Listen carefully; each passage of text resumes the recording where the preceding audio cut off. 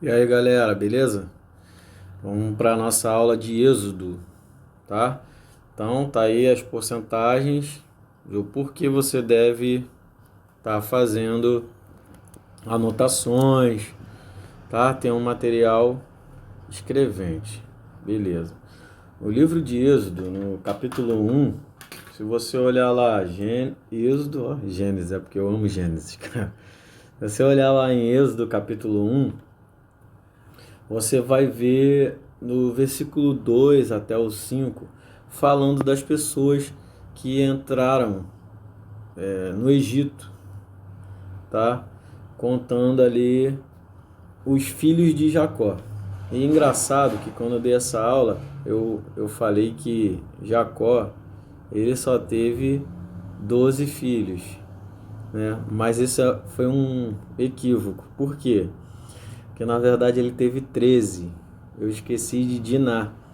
Só que a gente fica tão apegado, 12 tribos de Israel, 12 filhos de Jacó, que eu esqueci de falar de Diná. E se você quiser é, saber mais sobre ela, basta você dar uma lida lá em Gênesis, né, que você vai ver, beleza?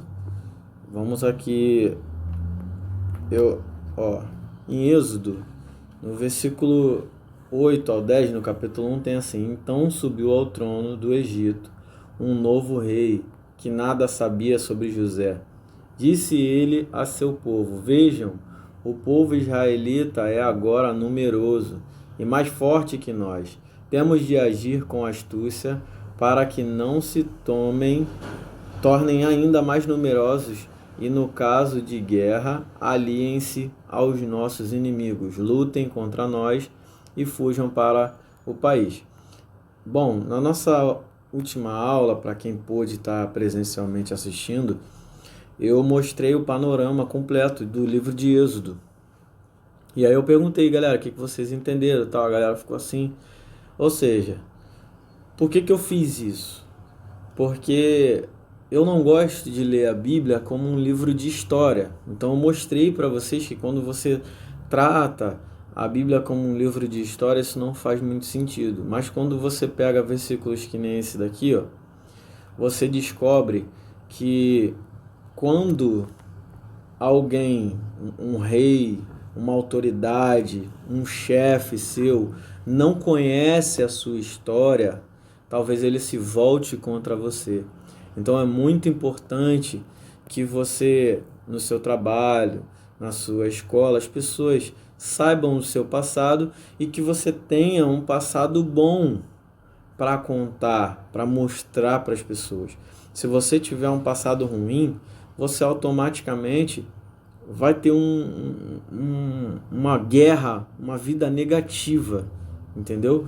Então o livro de Êxodo, que na verdade ele nos ensina isso, é estratégia.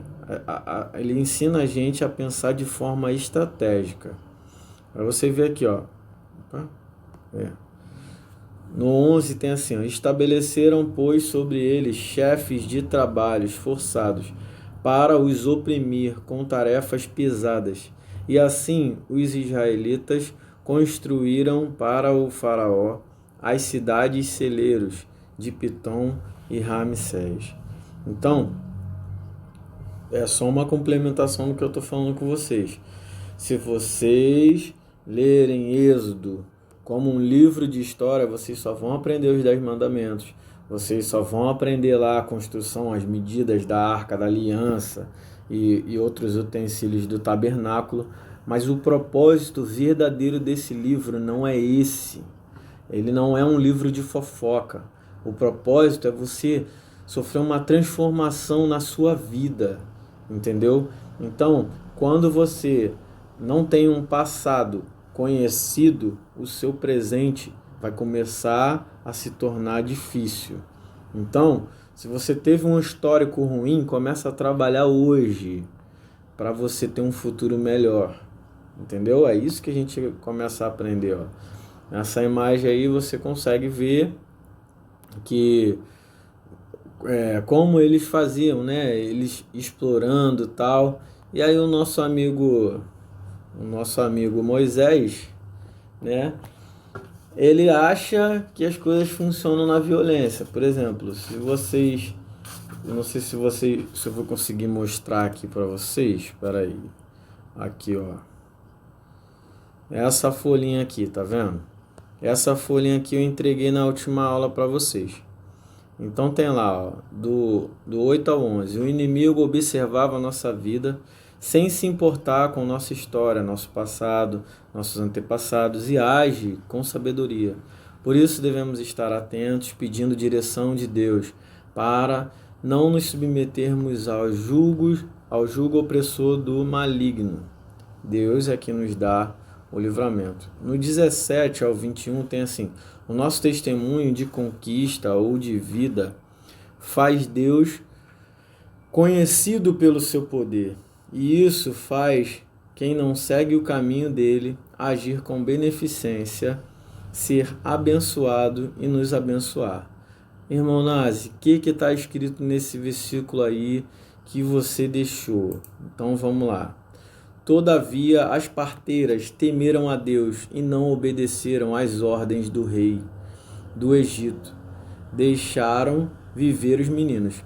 O faraó ele deu uma ordem para que as crianças começassem a ser mortas. Moisés, ele já, no livro de Êxodo, mostra que a vida dele já começa traumática. Por quê? Porque a mãe dele recebeu uma ordem ao qual o filho dela ia ser morto. E aí Deus deu uma estratégia para ela, ela colocou ele lá numa espécie de manjedoura, né, num Moisésinho, hoje chama-se Moisés, e colocou ele no rio Nilo, tá? E a menina foi guiando, a irmã dele foi guiando, até chegar a filha de Faraó. Resultado, por causa de uma estratégia que Deus deu a ela teve o filho dela criado como um príncipe, como um rei, na verdade, e ainda por cima, ela que educou o próprio filho.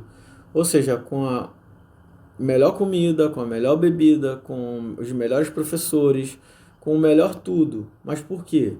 Por causa de estratégia. Se você tiver uma comunhão com Deus, se você tiver um relacionamento forte com Deus, Ele não vai te abandonar, Ele não vai te desamparar. Ele até permite que você passe uma prova. Mas aí, Ele, dentro daquela prova ali, Ele te dá um escape, entendeu? E você vai acabar sendo abençoado como foi Moisés e a mãe dele. Então, ó, o povo estava como escravo, certo? Vamos ver o que mais a palavra do Senhor diz aqui. Olha só, em João 14, do 12 ao 14. Digo-lhes a verdade, aquele que crê em mim fará também as obras que tenho realizado, fará coisas ainda maiores do que estas, porque eu estou indo para o Pai, e eu farei o que vocês pedirem em meu nome, para que o Pai seja glorificado no Filho. O que vocês pedirem em meu nome, eu farei. Por que eu separei esse versículo? O nome Moisés significa tirado das águas. Pode ser tirado das águas, o significado do nome dele. Então, o nome aqui, nessa passagem, está mostrando que é uma coisa muito importante. Quando você for ter um filho, não sai colocando qualquer nome no seu filho, na sua filha. Entendeu? Pesquisa o significado, o fundamento daquele nome. Entendeu? Eu lembro que quando eu comecei a refletir sobre essas coisas, eu comecei a zoar minha esposa, falando pra ela: vem cá, você sabe o nome da tua filha?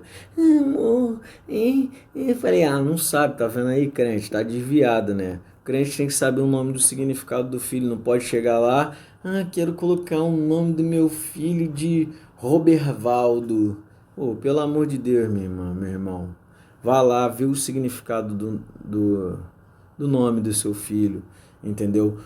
Porque quando você para dar atenção no significado do nome do seu filho, e de preferência você coloca um nome voltado para o Senhor, tá? Você simplesmente está falando para Deus: Deus, eu quero que meu filho seja uma bênção. E aí, ó, o que vocês pedirem em meu nome, eu o farei, tá bom? Então não coloca ou se você conhece alguém que vai colocar um nome numa criança, não deixa que seja colocado de qualquer jeito, beleza? Aqui, ó. Aí eu botei uma fotinha lá, né? Nosso amigo Moisés, uma representação, é claro. E aí ele passou a ter o tratamento do bom e do melhor. Se você for ver aqui, ó, em Jó 34, 21, 22 tem assim: pois ele sabe tudo o que faz e vê todos os passos que damos. Não existe nenhum lugar, por mais escuro que seja, onde um pecador possa se esconder de Deus. Ou seja, tudo que a gente faz, tudo que a gente passa, tudo que a gente vive, Deus está vendo. Eu passei por um processo agora há pouco tempo em que roubaram meu carro e eu fiquei mudo, fiquei calado, porque eu fiquei com medo de pecar, simplesmente por conhecer passagens como essa, que mostra que Deus vê tudo. Ele sabe de tudo que acontece, não tem nada que passa batido aos olhos dele. Então não queria murmurar, não queria xingar Deus, não queria reclamar, não queria fazer nada. Eu fiquei quietinho na minha, só assistindo tudo que o inimigo fez. Minha esposa ficou desesperada: amor, tem que orar, tem que fazer não sei o que. Eu falei: me deixa quietinho, porque eu conheço a palavra do Senhor que diz também: o tolo quando calado se passa por sábio. Mas só que eu me esqueci do livro de Êxodo. Deus, ele não quer que você seja tolo, ele não quer essa passagem que eu sigo de Provérbios, o tolo quando calado se passa por sábio, ela é para ser usada em casos esporádicos e não sempre. E eu estava fazendo uso dela sempre. O que Deus quer é que a gente seja pessoas de sabedoria, pessoas de estratégia, entendeu? Porque Ele está acompanhando os nossos passos. Ele quer falar assim: filho, vai para a direita, filha, vai para a esquerda, filha, anda, filha, para, filha, sim, filha, não, filho, espere. Ele quer coordenar você, entendeu? Então vamos lá, vamos continuar aqui, ó. Aqui nós temos uma ilustração de Moisés matando, né, um egípcio. Então, por que eu botei isso daqui?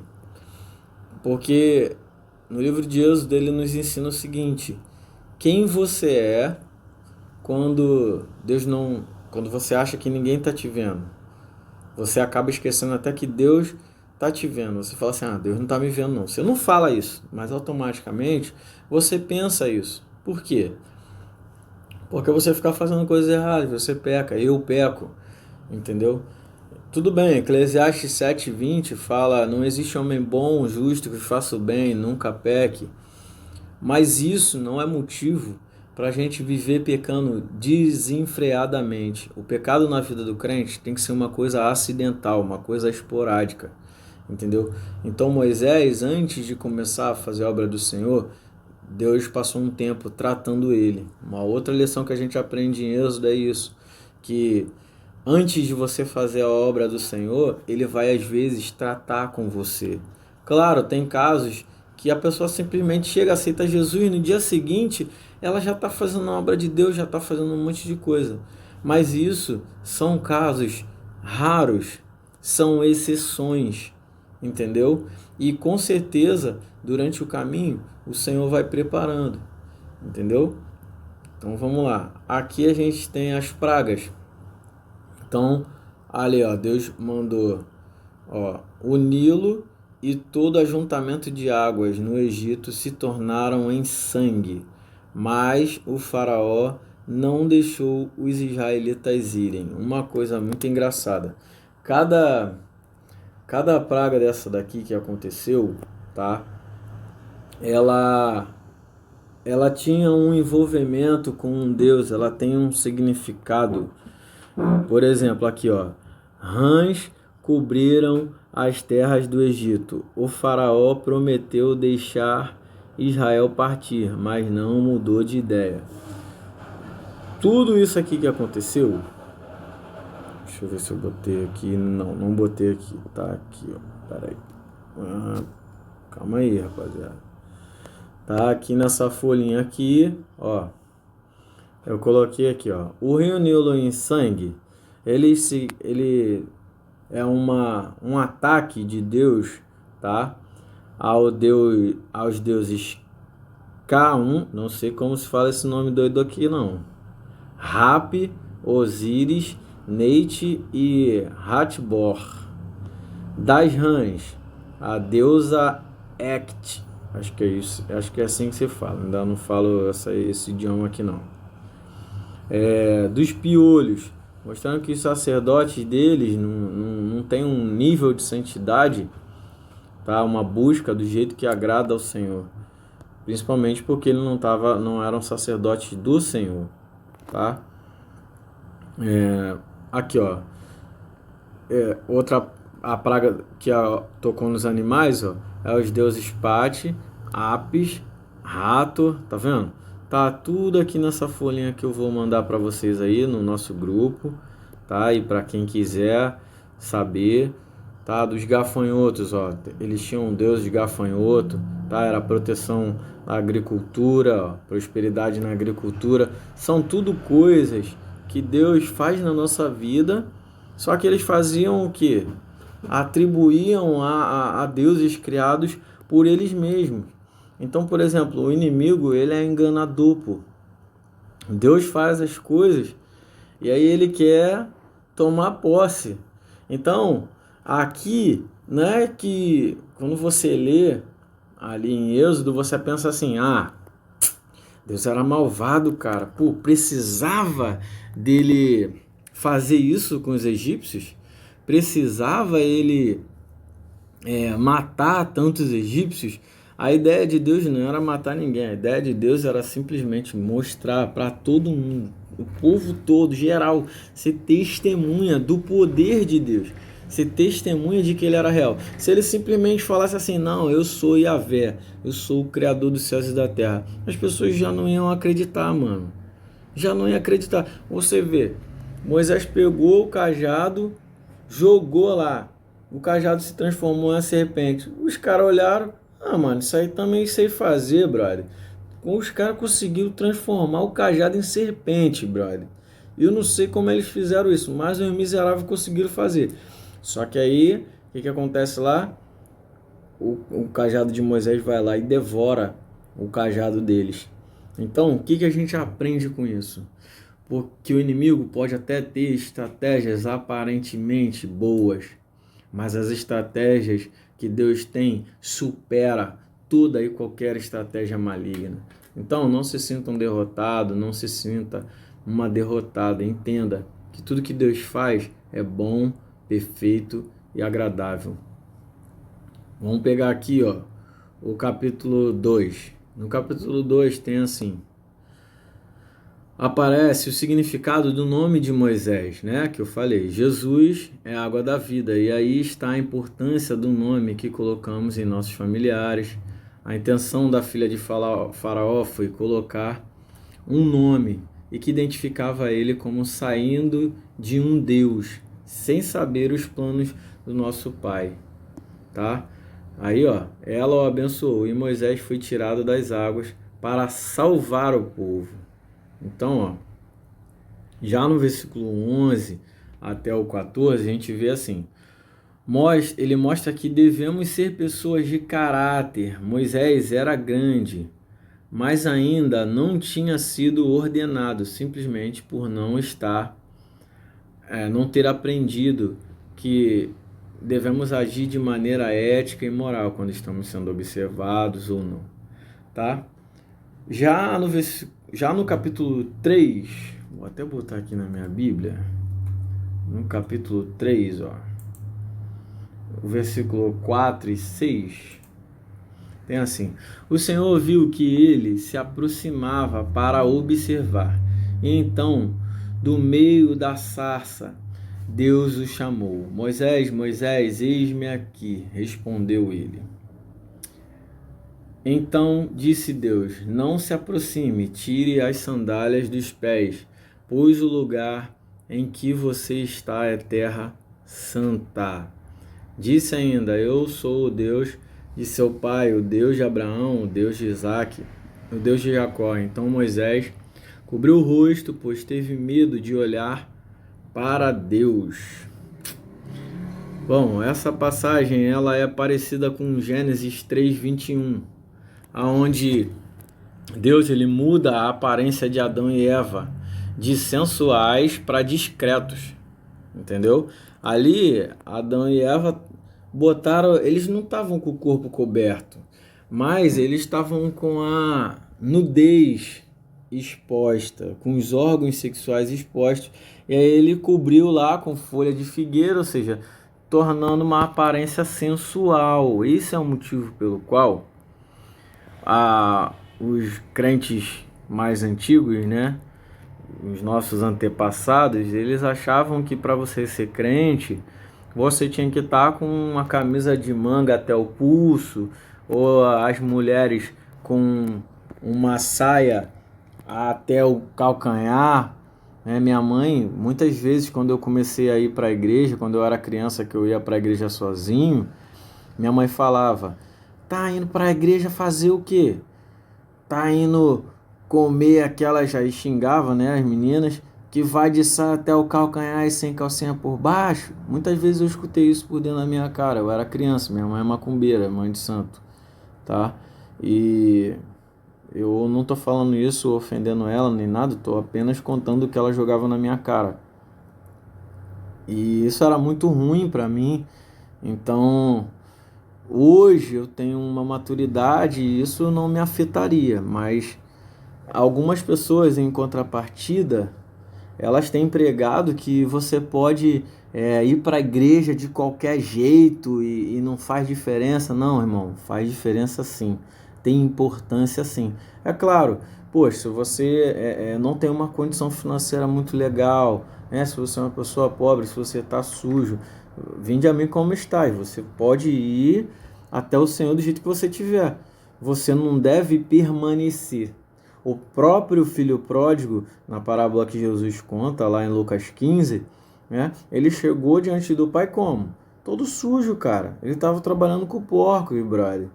E aí, o que aconteceu? O que o pai fez? Primeira coisa que o pai fez. O pai abraçou ele, todo imundo do jeito que ele estava, mas mandou trocar as vestimentas dele. Aqui em Gênesis 3:21, se você... Vou até botar aqui, cara. Vou até botar aqui. Sai daí. Gênesis 3:21. Que isso daqui é meio polêmico. Gênesis 3:21. Vamos lá.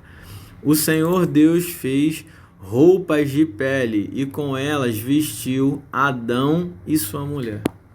Quer dizer, se não fizesse diferença a maneira que a gente se aproxima de Deus, então, para que Deus fez roupas de pele e cobriu eles?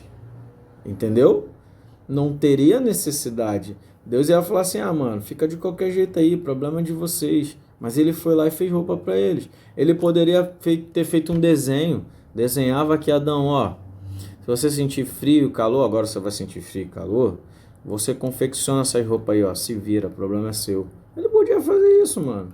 Mas, ou não falar nada. Ele não expulsou os caras do paraíso? Então deixava os caras quebrar a cabeça. Mas não, cara. A gente aprende, né, que Deus é amor lá em 1 João, acho que é 2:24. Quer ver? 1 João 2. Conta você. 1 João 2 tem lá que Deus é amor, certo? Só você procurar lá que Deus é amor. Enfim, dá uma consultada aí na internet que eu não tenho esse versículo agora de cabeça não. Mas que você entenda, vai pro culto, coloca a melhor roupa, porque isso é um testemunho, né, das maravilhas que Deus tem feito na sua vida, tá? Então, em Êxodo, também a gente aprende que a gente não deve se vestir de qualquer maneira para se apresentar diante do Senhor. Aqui, em Êxodo capítulo 4, né, tem assim: quando Deus nos chama, Ele dá a provisão, nos orienta de que devemos nos capacitar, e um dos propósitos é que outros creiam nele. As desculpas, minha mulher está aqui olhando eu gravar a aula, as desculpas que damos o deixa irado. Por isso devemos nos esforçar ao máximo para agradar ele, como ele sempre nos agrada quando oramos com fé. Então, quando Deus te chamar para alguma coisa, cara, não fica, porque eu não estudei. Vai estudar, cara. Entendeu? não, eu tenho dificuldade. Vai aprender a ler, vai aprender a escrever, cara. Se esforça. Deus tem que se esforçar para te abençoar, mas você não tem que se esforçar para trabalhar para Ele. Então, são tudo questões trabalhadas dentro do livro de Êxodo, tá? E no capítulo 5, vamos lá uma lida aqui, Êxodo capítulo 5. Êxodo capítulo 5, versículo 22. Tá, tem assim, ó. Moisés voltou-se para o Senhor e perguntou: Senhor, por que maltrataste a este povo? Afinal, por que me enviaste? Primeira coisa que a gente aprende aqui. Às vezes, Deus vai fazer algumas coisas na nossa vida que a gente não vai entender, cara. Então, tem certos processos que você pode estar passando que ninguém vai conseguir explicar, só o próprio Deus. Versículo 23. Desde que me dirigi ao faraó para falar em teu nome, ele tem maltratado a este povo, e tu, de modo algum, libertaste o teu povo. Quando não entender as ações e planos de Deus, podemos questionar, mas isso deve ser feito em amor e não em rebeldia. Lá em Mateus capítulo 7, versículo 2, vai dizer: pois com a mesma medida em que você medir, você será medido. Ou seja, mostra que seremos tratados por Deus da mesma maneira que tratamos Ele. Então, por que você deve dar a melhor oferta? Você não espera o melhor de Deus? Então, dê a melhor oferta. Você não espera uma ótima porta de emprego? Então, quando você for levar 1 quilo de alimento não perecível, não escolhe o pior quilo, não. Se você usa lá um feijão... Amor, fala aí uma marca de feijão boa aí. Máximo que caldo. Então, você vai levar lá Máximo, então que caldo, né? Você compra Máximo que caldo, mas leva pro irmão Sérgio uma marca de feijão lá, ralé lá. Não faça isso, cara. Você não quer receber o melhor de Deus, você não espera receber o melhor de Deus, então dê a Ele o melhor, entendeu?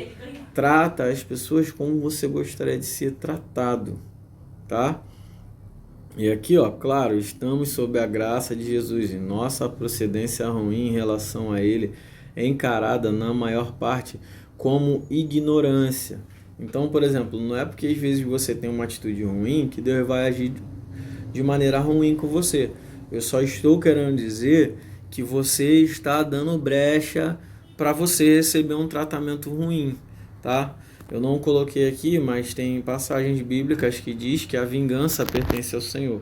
Mostra que a Bíblia diz também que a misericórdia do Senhor dura para sempre. Diz que Deus é longânimo, todas essas coisas. Só que como o ditado popular fala, paciência tem limite. E se você começar a tratar as pessoas ruins, se você viver de maneira ruim, com certeza, isso não vai resultar numa coisa boa. E foi exatamente o que aconteceu com os egípcios. Por quê? Porque eles não tratavam o povo de Deus de maneira boa. Eles começaram a apertar, começaram a tratar o povo de Deus de maneira ruim, resultado, começaram a colher frutos ruins, tá? Então aqui, ó, no capítulo 8 até o 11, trata-se das pragas, né? Que aconteceram não porque Deus é mau, mas para que todos soubessem que Ele existe, é real, usa profeta, é o criador de tudo que os egípcios tinham. E para as nações o intitularem como Deus, tá vendo? Então não foi porque Deus era mau, foi para mostrar. Vamos ver o que está falando aí em João 3... Cadê? Vou botar aqui na minha Bíblia aqui. João 3, 14. 3, 14. Aqui, ó. Da mesma forma como Moisés levantou a serpente no deserto, assim também é necessário que o Filho do Homem seja levantado, para que todo o que nele crê tenha a vida eterna. Ou seja, tá? As coisas que acontecem no livro de Êxodo, elas apontam para Jesus. Elas nos mostram já Jesus atuando como Deus. Você não vai encontrar no Antigo Testamento. E Jesus se manifestou? Não. A manifestação de Jesus, ela vem no Novo Testamento. Só que eu expliquei isso na nossa aula, né? Que Jesus, ele é Deus. Então, vamos lá. No 12, aparece a ordenança para a Páscoa hebraica, o povo tirado do Egito. No verso 11, é a primeira vez que a palavra Páscoa aparece. Isso significa passagem. Se você crê em Deus, obedecer e seguir os mandamentos, o mal passará da sua casa. Nos umbrais da porta, o que é um umbral? Tá vendo? Ó, imagina que isso aqui é uma porta, tá? Isso daqui ó, é uma porta.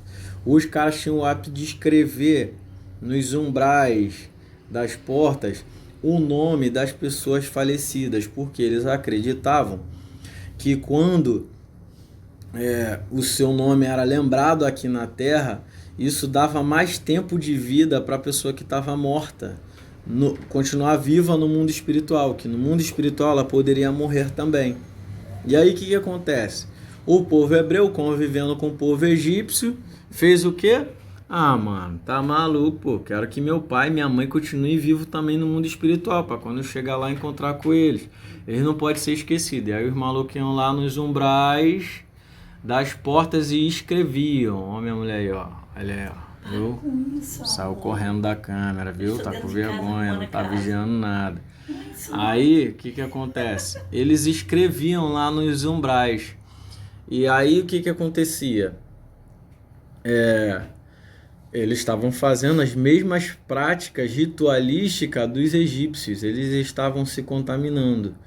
E quando Deus manda passar o sangue nos umbrais lá, é para quê? Para eles apagarem esse mau costume e para eles se lembrarem que a vida eterna, ela está no sangue do Cordeiro. Então, quem é o Cordeiro Santo Imaculado que deu a vida por nós? Foi Jesus. Então aqui nessa passagem aí de João 3, 14 ao 17, eu li só até o 15, né? Vou ler aqui o 16 e o 17. Porque Deus tanto amou o mundo que deu seu Filho unigênito para que todo aquele que nele crê não pereça, mas tenha a vida eterna. Pois Deus enviou o seu Filho ao mundo, não para condenar o mundo, mas para que este fosse salvo por meio dele. Uma coisa que eu já estava esquecendo de falar é o seguinte, apesar de eu dizer aqui nessa aula que a maneira em que você se apresenta diante do Senhor, no templo para adorar Ele e tal, é importante, isso não te dá o direito de julgar. Olha, aquela irmã tá com uma sainha curta, olha, aquele irmão tá de bermuda. Cara, isso é um problema dele com Deus. Se ele quiser aprender, né, ele tem que vir para a escola dominical, ele tem que sentar, ler a Bíblia dele. Não é você que tem que trabalhar como juiz, dizendo para as pessoas o que é certo e o que é errado, o que elas podem e o que elas não podem. No máximo você pode mostrar dentro da palavra do Senhor o que ela deve ou não deve fazer. Se ela vai fazer ou não, é a escolha dela. E cabe a mim e a você respeitar isso. Beleza? Então, para esse vídeo não ficar tão longo, eu vou estar deixando essa folhinha aqui para vocês estarem dando uma lida, tá? Vou dar mostrar para vocês em Êxodo 16, que isso aqui é bem importante, cara. Êxodo 16, 28, tem assim, ó. Eu vim do Pai. Apertei errado aqui. Êxodo 16, cadê você? Êxodo 16, 28. Então o Senhor disse a Moisés: até quando vocês se recusarão a obedecer aos meus mandamentos e às minhas instruções? Quando perguntarem para você por que você vai para a escola dominical, é porque não obedecer aos mandamentos do Senhor, às instruções dele, deixa Deus irritado, deixa Deus chateado, deixa Deus triste, entendeu? Por exemplo, você já teve que fazer alguma coisa que você não queria para alguém? Por exemplo, a tua mãe chega e fala para você assim: menino, vai arrumar minha roupa, vai lavar a louça, vai fazer não sei o quê. Uma tarefa, às vezes, que ela tinha combinado dela fazer. Eu não sei agora um exemplo aqui, mas você está entendendo o que eu estou falando? E você ir fazer aquilo dali com muita raiva. Ou então, de castigo, você brigou com seu irmão, ela manda você arrumar o guarda-roupa do seu irmão. É um sentimento ruim, não é? Então, quando Deus tem que fazer uma coisa boa para gente que está vivendo uma vida de desobediência, de pecado, ou que infringe os mandamentos dele, é como se ele estivesse sentindo isso. Ele continua fazendo a coisa boa, como eu falei, mas isso não agrada a ele. Então esse é o motivo pelo qual nós devemos estar aprendendo a palavra do Senhor, buscando estratégias. E não tem como você ser um estrategista, não tem como você ser uma pessoa cheia de sabedoria se você não meditar nesse livro sagrado.